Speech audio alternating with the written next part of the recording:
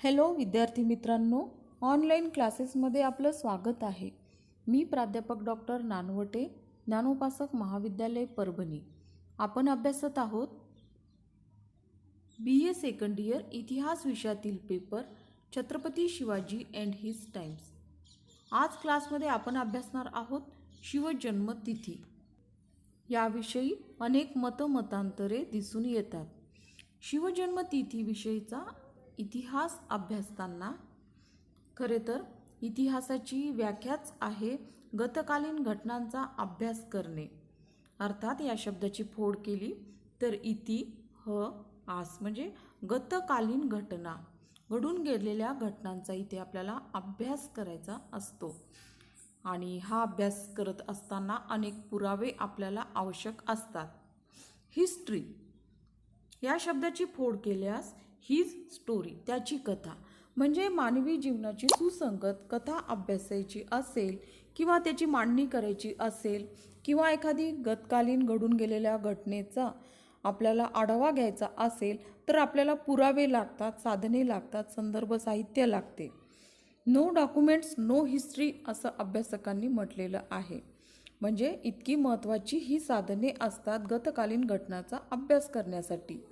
आणि जेव्हा या साधनांमध्ये एकाच घटनेविषयी अनेक मतमतांतरे दिसून येतात किंवा काही तफावत दिसून येते, एकाच घटनेविषयी वेगवेगळी माहिती किंवा माहितीमध्ये बदल झालेला दिसून येतो, तेव्हा इतिहास मांडताना आपल्याला एक वैचारिक गुंतागुंत निर्माण होते किंवा अडचण निर्माण होते.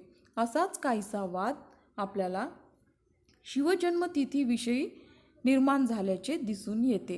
कारण की यावेळेसची जी साधने आपल्याकडे उपलब्ध आहेत त्यामध्ये थोडीफार तफावत झालेली दिसून येते आणि त्यामुळे अभ्यासकांमध्ये एक वैचारिक गुंतागुंत निर्माण झाल्याचे दिसते. ही वैचारिक गुंतागुंत अभ्यासताना आपल्यासमोर दोन तिथी आलेल्या आहेत. अर्थात या वेगवेगळ्या साधनांमध्ये किंवा डॉक्युमेंट्समध्ये दोन तिथी आपल्याला सापडलेल्या आहेत. काय आहे शिवजन्मतिथीविषयीचं एक आढावा आपण घेऊया इथे. तर सामान्यतः वैशाख शके 1549 म्हणजे 6 एप्रिल 1627 आणि फाल्गुन शके 1551 म्हणजे 19 फेब्रुवारी 1630 अशा शिवजन्माच्या 2 तारखा विविध साधनातून दिलेल्या आहेत. शिवजन्माची तारीख ठरविण्यासाठी पहिली चिकित्सा इसवी सन 1900 मध्ये इतिहासाचार्य राजवाडे यांनी केली आहे. राजवाड्यांनी शके 1549 वैशाख शुद्ध पंचमी सोमवार रोहिणी नक्षत्र असे शिवजन्माविषयी आपले अनुमान जाहीर केले. लोकमान्य टिळकांना जेधे देशमुख या घराण्यातील सुप्रसिद्ध जेधे शकावली मिळाल्यानंतर त्यांनी त्या आधारावर शिवजन्माची तिथी शके 1551 शुक्ल संवत्सर फाल्गुन वद्य तृतीया शुक्रवार ही नवी तिथी प्रकाशात आणली. त्यामुळे शिवजन्माचे वर्ष 1627 की 1630 या वादास धारा चढली. 1627च्या बाजूने मतप्रदर्शन करणारे पुरावे अभ्यासताना आपल्याकडे 91 कलमी बखर यामध्ये आलेल्या उल्लेखाप्रमाणे वैशाख मास शुद्ध 4 चंद्रवारी 1549 क्षय नाम संवत्सर असा उल्लेख आहे. या ठिकाणी शकाचा आकडा चुकीचा आलेला आहे. यानंतर मल्हार रामराव चिटणीस बखर यामध्ये शके 1549 प्रभव नाम संवत्सरे वैशाख शुद्ध 2 गुरुवार असा उल्लेख आहे. परंतु या तिथीत दर्शविल्याप्रमाणे तिथी व वाराचा मेळ बसत नाही. यानंतर मराठी साम्राज्याची छोटी बखर शके 1549 क्षयनाम संवत्सरे आहे. वैशाख शुद्ध 5 चंद्रवासरी असा संदर्भ आहे. त्या संवत्सराचे नाव चुकले आहे. शिवदिग्विजय मध्ये आलेल्या उल्लेखाप्रमाणे शके 1549 प्रभव संवत्सर वैशाख शुद्ध 2 गुरु अर्थात 2 गुरुवासरे असा उल्लेख आहे. त्याप्रमाणे वैशाख शुद्ध 2ला गुरुवार येत नाही. श्री शिवप्रताप यामध्ये आलेल्या उल्लेखाप्रमाणे शके 1549 रक्ताक्षी नाम संवत्सरे असा संदर्भ आहे, परंतु यातील शके व संवत्सर यांचा मेळ बसत नाही.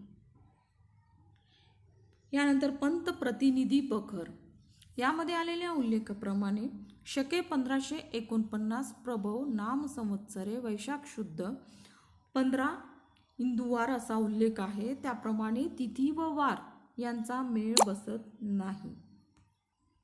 हे सर्व पुरावे आहेत इसवी सन 1627च्या बाजूने मतप्रदर्शन करणारे. शके 1551 म्हणजे 1630 या बाजूने मतप्रदर्शन करणारे पुरावे आपण पाहूयात. तर जेधे शकावलीत स्वराज्यातील बारीक सारीक घडामोडींच्याही तारखा अचूक दिल्या असल्यामुळे व या नोंदी शिवाजी महाराजांच्या मृत्यूनंतर अवघ्या 10-15 वर्षाच्या अवधीत खुद जेधेंनी करून ठेवल्यामुळे त्यांची विश्वसनीयता वाढते.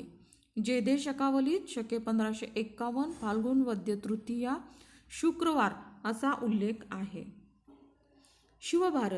शिवभारतात परमानंदाने शालिवाहन शके 1551 शुक्ल नाम संवत्सरी उत्तर भारतात शिशिर ऋतूमध्ये फाल्गुन वद्य तृतीयेला रात्री शुभ लग्नावर जिजाबाईने अलौकिक पुत्र रत्नास जन्म दिला असा उल्लेख आलेला आहे. यानंतर शिवराम ज्योतिषी हा शिवाजी महाराजांच्या समकालीन ज्योतिषी होय. त्याने महाराजांची कुंडली केली असून त्यात शके 1551 फाल्गुन वद्य 3 शुक्रवार असा उल्लेख केला आहे. या तिन्ही साधनात शिवजन्माची तिथी हुबेहूब एकसारखी दिलेली आहे, त्यामुळे ती अधिक ग्राह्य धरण्यास हरकत नसावी. थोडक्यात सांगायचं म्हणजे इतिहासाचार्य राजवाडे, रियासतकार सर देसाई, सर जदुनाथ सरकार, नि. स. वाकसकर इत्यादी इतिहासकार शके 1549च्या म्हणजे इसवी सन 1627च्या बाजूचे आहेत. तथापि या तिथीला समकालीन व अस्सल साधनांचा आधार नाही. तर वासुदेव शास्त्री खरे, डॉक्टर बाळकृष्ण, प्राध्यापक टी. एस. शेजवलकर, दत्तो वामन पोद्दार, करंदीकर, द. वी. आपटे, दी. व्ही. काळे, वासी बेंद्रे इत्यादी इतिहासकार शके 1551 म्हणजेच इसवी सन 1630 या बाजूचे किंवा या पक्षाचे आहेत. हा वाद मिटवण्यासाठी महाराष्ट्र शासनाने एक समिती स्थापन केली.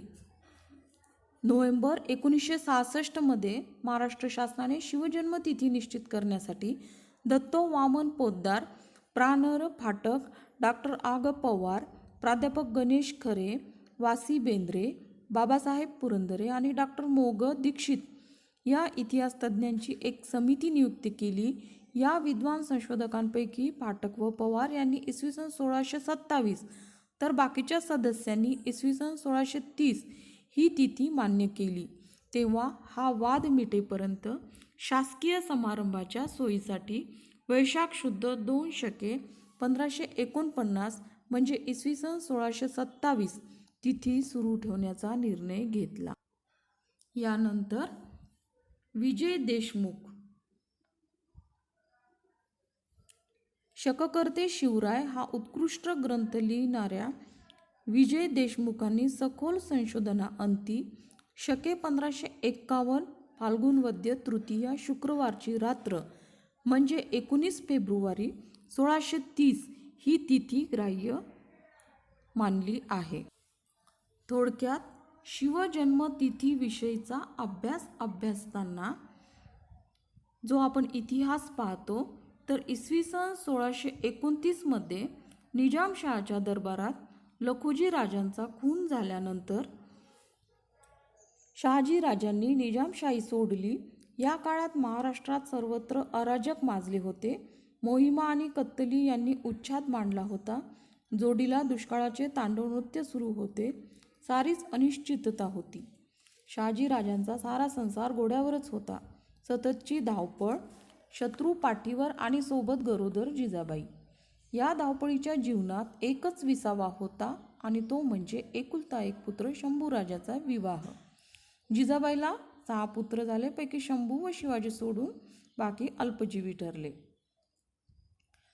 शंभूराजाचा विवाह शिवनेरीचे किल्लेदार विजयराव सिंधूजी यांची कन्या जयंती हिच्याशी शिवनेरी येथे नोव्हेंबर 1629 मध्ये झाला. यावेळी जिजाबाईचे दिवस भरत आले होते.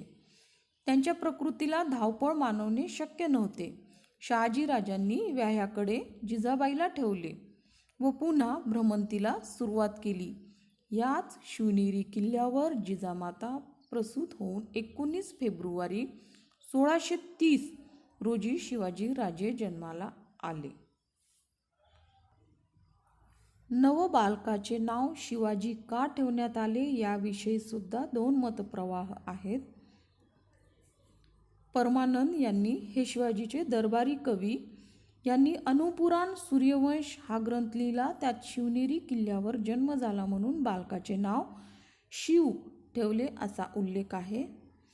तर बखरमध्ये आलेल्या उल्लेखाप्रमाणे शिवनेरीच्या शिवाई देवीवरून बालकाचे नाव शिवाजी ठेवण्यात आले असे बहुतेक बखरकार सांगतात. यावेळी जिजाबाईची मनस्थिती लक्षात घेता व तिचे 4 पुत्र अल्पजीवी ठरल्याने तिने शिवाई देवीला नवस केला असावा व तिच्यावरून बालकाचे नाव शिवाजी असे ठेवले असंही एक मतप्रवाह आहे. तर थोडक्यात शिवजन्मतिथीविषयी जी मतमतांतरे आहेत ती साधनामध्ये झालेल्या वैचारिक गुंतागुंतीतून किंवा जी डॉक्युमेंट्स आपल्याकडे उपलब्ध आहेत त्यामध्ये जी तफावत आढळते त्यावरून. तर आज आपण इथेच थांबूया. परत पुढील क्लासमध्ये भेटूया.